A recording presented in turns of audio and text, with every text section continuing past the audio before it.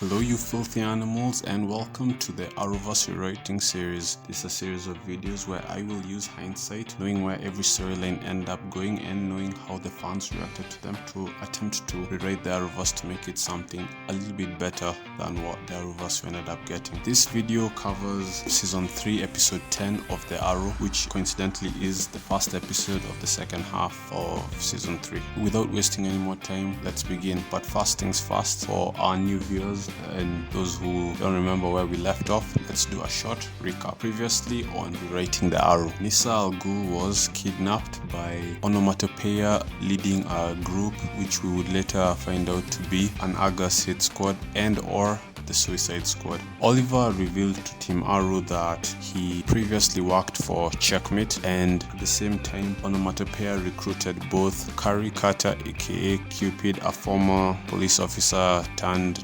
deranged into a love-obsessed villain, and Isaac Stanzler, Wild Kitten's former sidekick, into the Suicide Squad. We would later find out all this was under Amanda Waller's instruction, as in the season finale, Team Arrow attempted to bring down Waller by attacking Argus to gain some information and bring it to the press, but after an epic motorcycle chase throughout the streets of Starling City, their plans were thwarted and all of Team Arrow was defeated, but the Suicide Squad also lost a member, that being Isaac Stanzler. The episode ended with us realizing that Waller had the Arrow Cave, the Queen Mansion, and possibly all of Team Arrow's homes bugged. Now let's truly begin. Deep in the bowels of Starling City, we find a woman chained by her arms to two opposite walls. A masked figure walks up to her and says, "I know you're scared, but don't be. I used to be scared too. I learned to conquer my fears, and that's exactly what I plan to do for you."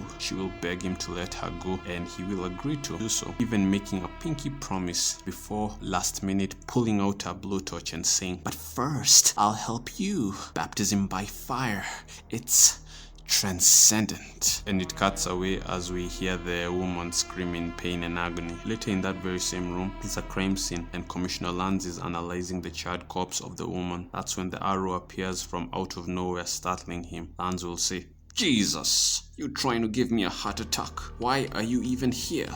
I thought you only worked at night." The Arrow will ignore him and ask, "What's the situation?" Lanz will say, "A woman, Dr. Whistler, was reported missing by her husband. This is her now." Lanz will look at the corpse and say, "What kind of monster would do this to another human being?" In the flashbacks, Waller, Maceo, and Oliver are in a lab looking at the corpse of a torture victim.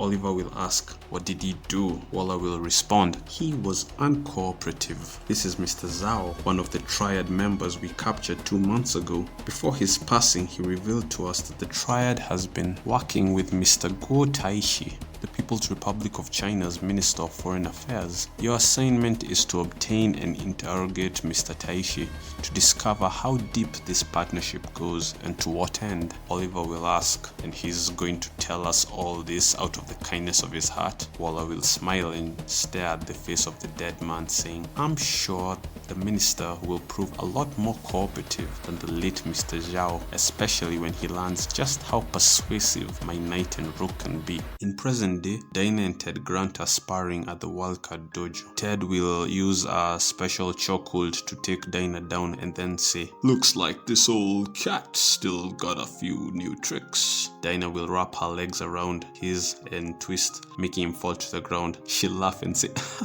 "Not enough it seems." Before she realizes Ted is struggling to get up, she rushes to help him, but he brushes her off, saying, "No, I can do it myself. Let's take a break." "I said I'm fine." "Well, I'm not. I need to take a break." And before he can argue, she slips out of the ring and grabs a towel and turns on the news. It's the same reporters from the pilot whom, like I previously said in the previous video, I'm replacing with real characters from the show. The reporter will say, "And in other news, the mayor has announced reconstruction on the damages made after the 16 car crashes when what the police are calling the biker gang and Starling City's vigilantes got into a high-speed chase. Miss Waters' condition has finally improved according to Starling General, So thankfully we can finally say that only 2 fatalities happened. In other news, the vice president of Libya was found dead in his bathtub not long after Dinah mutes the TV and turns to Ted, who has since left the ring and joined her, and we'll say every single one of the bikers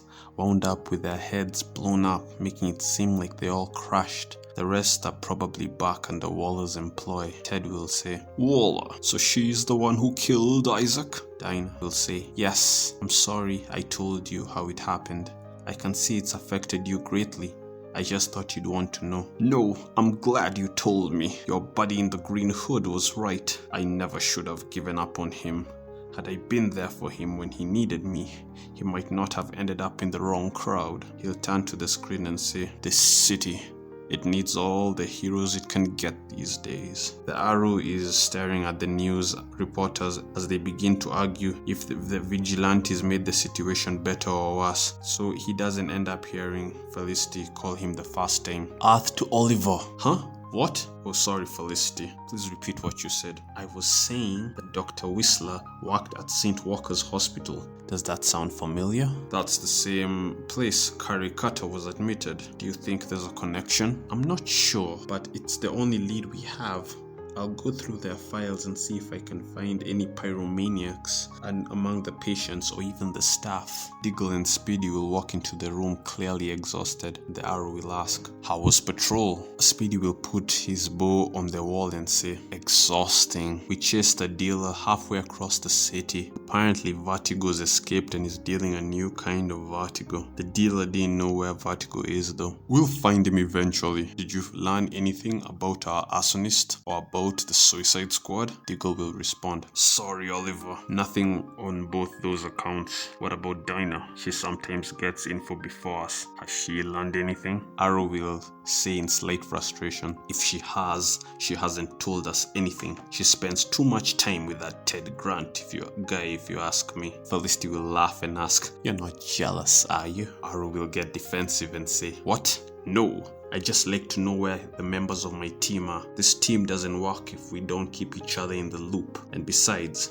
he's too old for her. Then he'll get more serious and say, keep going through those records. We can't afford to get distracted. Waller certainly isn't. I'll be up at the nightclub if anyone needs me. I need to clear my head. Diggle will rush to him as he leaves and stop him, asking him in a hushed tone, Oliver, listen, I've been meaning to ask you for something. When that monster broke into my house, he told me you were responsible for my brother's death. While I obviously didn't believe him, I still have to ask, seeing as if I'd just asked you sooner.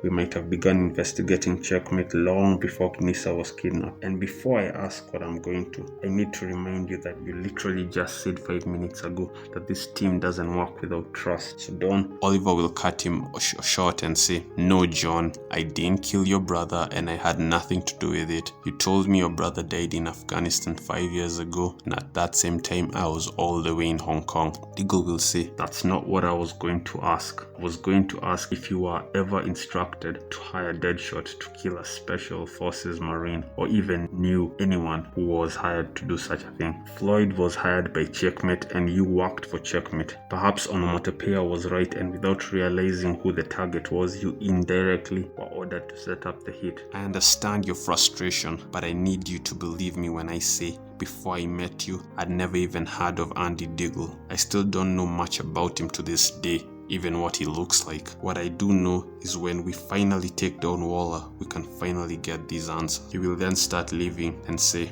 let's focus on catching the arsonist before he kills someone else. And besides, when I worked at Checkmate, let's just say those weren't the kind of missions I was assigned. In the flashbacks, we will see Marcia and Oliver dragging a man in a suit to a chair and tying him up. This man has a bag covering his face, and Oliver is in his green hood, or Shadow's green hood I should say. They'll pull off the mask and Oliver will begin to interrogate the guy, saying in Mandarin of course, Go Taishi, you're working with the Triad. Tell us what you're doing for them. I can't. You don't know what they'll do to me. Marcel will say, you should worry less about what the Triad may do to you tomorrow and what my friend will do to you right now if you don't talk. I don't care what you do to me. I'll never talk. Oliver will instantly shoot an arrow into his stomach and the man will begin to scream. But surprisingly true to his word, he won't talk, even when Oliver pulls the arrow out and does the same thing again, twice. Marcel will then tag in and begin punching him in the face. He still won't talk, even as he loses 3 teeth. Now, usually the screen cuts away from such a scene,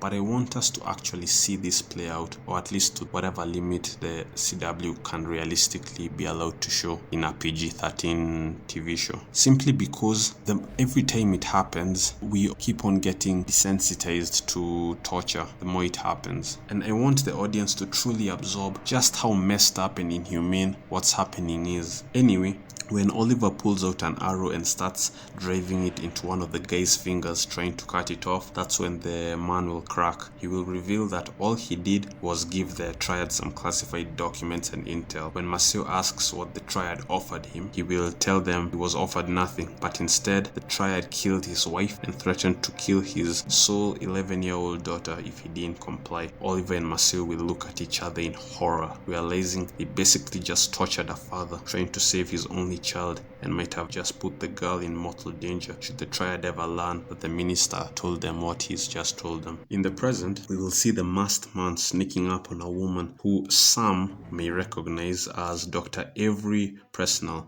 the psychiatrist who worked on Cupid. We saw the Cupid episode as episode 4 of the rewrite. The man will pounce on her and drag her into an alley, saying, "Remember me, Doctor?" Dr. Avery will respond in horror while struggling. "Macon? Ah, so you do remember me. Good. I'm here to save you like you tried to save me." A figure will then pull him off her and shout to her, "Get out of here. Go now." And she does, while mumbling thanks to her hero. That's when we get a good look at him. It's a man in a panther-looking suit with white cheeks. Macon will say to him, "Big mistake, old man. Looks like I'll have to save you too." Instead of responding, the new vigilante will attack him, and at first it will seem like he will win easily since he is clearly the better fighter, before Macon grabs some dust and throws it into his eyes. Taking advantage of this, he will pull out an electric baton and whack the hero with it. He'll keep whacking him, and just as he's about to finish him off, an arrow will disarm him, and we will see that the arrow himself is standing at the edge of the alley. We'll rush towards them as Macon springs to his feet and runs off, and the arrow will find the injured man in the panther suit. He will stare at Macon running away in the distance and at the injured man and choose to save the injured man, like a true hero would. But first he'll unmask him to reveal Ted Grant. At the hospital, Dinah rushes in to find Ted Grant in the recovery room, covered in bandages. The doctors will explain once she's calmed down that he was hit by a hit-and-run driver, but the arrow brought him to the hospital and left him there. Then, coincidentally, Oliver Queen, of all people, showed up and offered to pay the hospital bill of every patient in the hospital at the time, which happened to include Mr. Grant, so everything just worked out for him in the end. Then the doctor will go on a tangent talking about how Oliver Queen began telling everyone that there should be universal health care, and he got so political that one of the doctors straight up asked him if he's planning to run for mayor or something, and this was his way of campaigning early, but Oliver Queen just laughed and left. Dinah at this point clearly isn't listening to the guy because she knows Oliver and can easily guess what actually happened. When everyone else clears the room eventually, leaving Dinah and Ted alone, she'll ask, "What were you thinking? You could have gotten yourself killed." Ted will respond angrily, "I've been fighting crime longer than you and all your buddies combined. I just lowered my guard, that's all." "No, Ted, you're 60 years old. You've got to retire and leave the crime fighting to the next generation before you get yourself seriously injured." Ted will stare at her and say, "This city needs heroes. I already stood by once when someone needed me, and the consequences of that choice will haunt me for the rest of my life. I saved that woman's life tonight. I won't stop while I still draw breath and know that others out there need me. Never." The Arrow will walk into the Arrow cave and say, "Felicity, you were completely right. There is a correlation between the victims and St. Walker's Hospital. Were you able to find a pyromaniac among all the patients admitted there over the last 20 years? Felicity will look up from her screen and say, "Yeah, I found 4 different guys. and all of them are unlikely. 2 of them are dead. One of them died of old age 13 years ago, and the other was released but got killed while trying to set fire to a gas station 2 years ago. Commissioner Lance confirmed IDing the body himself, so we know he's definitely dead. The Arrow will ask, what about the 2 living ones? And Felicity will respond, while you were away being a hero and making the lives of every single patient and their families at Starling General a little easier, Diggle went to St. Walker's to check on the final 2, and Diggle will say both of them were under lock and key at the time of both attacks, and I even reviewed the CCTV footage. But if that's not enough to convince you, one of them is a woman and the other is an amputee, meaning none of them matched your description of, the arsonist. The Arrow will turn to Felicity and say, look up the name Making in their records. Felicity will hit a bunch of keys on her keyboard and say, there was a Lonnie Making, but he wasn't a pyromaniac. He was diagnosed with sadistic psychopathy. It looks like he was presumed dead when one of the bikers crashed into the hospital and started a fire in the ward. He's one of the 2 fatalities from last Christmas. The Arrow will say, well, clearly he didn't die and is now out for revenge with all his former psychiatrists. Pull up a list of every single person assigned to treat him, ranked by how much time they spent with him. We should be able to predict his next victim. And as Felicity does this, the Arrow will punch the wall and say,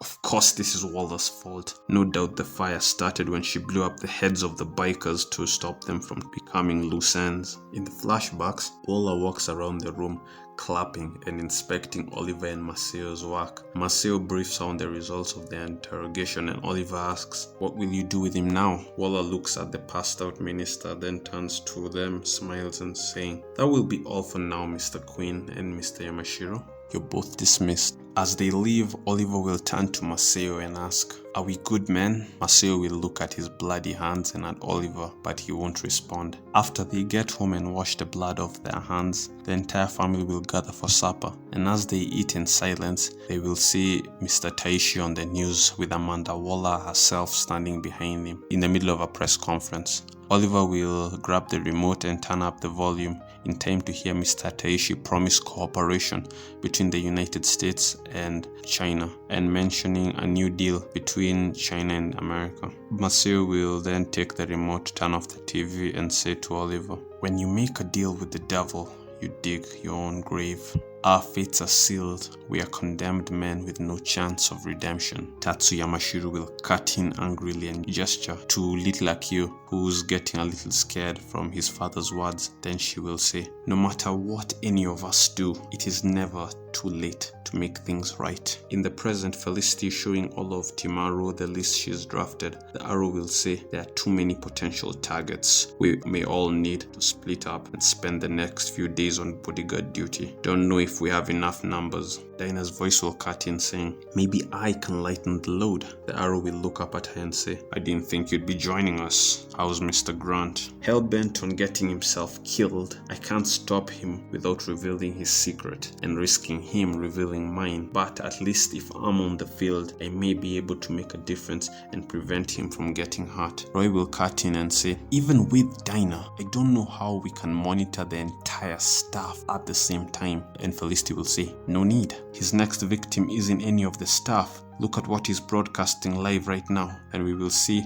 Making in his mask saying plans to burn down St. Walker's Hospital with all the patients and staff inside and purify them. The Arrow will turn to all of them and say, suit up. Making will be fastening the chains on the hospital doors as the people inside beg him to stop, and he will turn to them and say, you don't need to be scared of fire. Look at me. The flames purified me, burned out all the bad, and left me free as a dove. The Arrow's voice will interrupt, saying, is that so?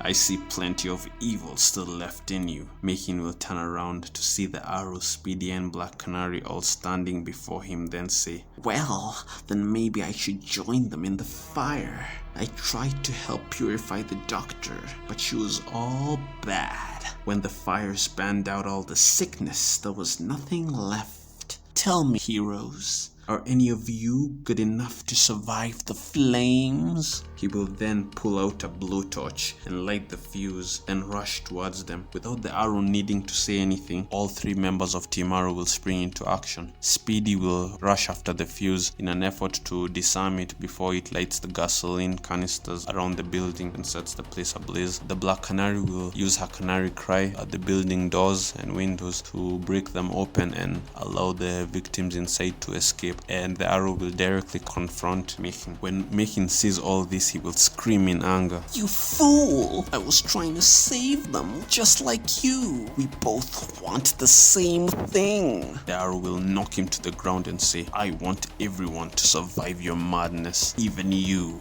All you want is anarchy. Before tying him up with his classic rope arrow, the same one he used on Deathstroke. Team Arrow will then rendezvous at the Arrow Cave, and Diggle will comment on the fact he missed everything, making Dinah ask, True, where were you, Dig? Oliver will turn to Diggle and ask, How many were there? 13. Your buddy Alan did a full sweep using his super speed just to make sure I didn't miss any. Dinah will get annoyed and say, Mind cluing the rest of us in? In response, Diggle will pull out a tiny camera and show it to all of them, and Oliver will say, They're almost exactly the same as the one Slade used in my house last year. No doubt all of our homes are bugged. Felicity, Roy, and Dinah will look at the cameras in shock, and Felicity will ask, But won't she realize we've discovered and disabled the cameras in this room? Oliver will look at them and say, Even if she does, she won't act. Diggle and I broke into Argus almost 2 months ago, and she's done nothing. It would be fully within her rights to arrest us, yet we're still here. Obviously, whatever her plan is, she can't make a move on us, at least not at the moment, and I mean to take full advantage of this weakness. Roy will ask, What do you mean? Oliver will then stand up and look at his team with determination, saying, We're going to break Nissa Al Ghul out of Argus custody. And that concludes the episode. Click here to watch episode 11 titled Welcome to Starling City, or click here to watch the pilot to Supergirl, which I've decided to just bring early because it's a long series. And until then, hail and farewell.